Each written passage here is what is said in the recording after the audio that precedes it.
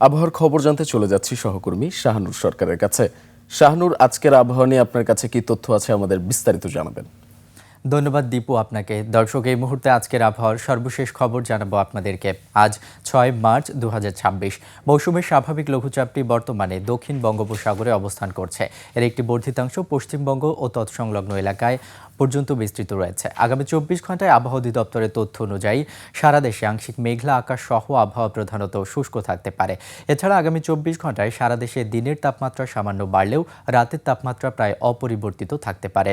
গত ২৪ ঘন্টায় ঢাকার সর্বনিম্ন তাপমাত্রা ছিল ১৮.৬ ডিগ্রি সেলসিয়াস এবং ঢাকার সর্বোচ্চ তাপমাত্রা রেকর্ড করা হয়েছে ৩১.৯ ডিগ্রি সেলসিয়াস।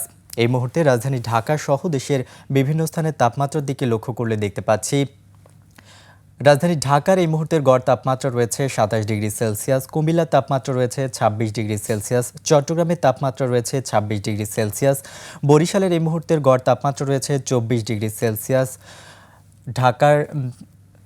টাঙ্গাইলের তাপমাত্রা দেখতে পাচ্ছি ২৫ ডিগ্রি সেলসিয়াস, ময়মনসিংহের তাপমাত্রা রয়েছে ২৫ ডিগ্রি সেলসিয়াস।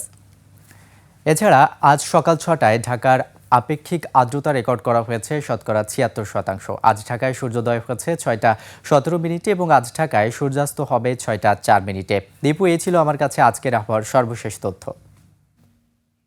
শাহানুর, আপনাকে অসংখ্য ধন্যবাদ।